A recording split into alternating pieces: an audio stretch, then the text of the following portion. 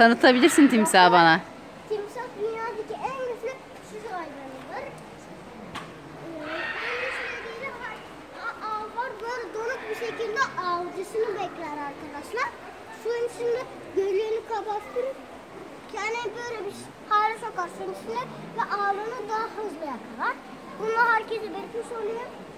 Sonra doğru kapatmayı bayağı güzel bir şey yapmışlar.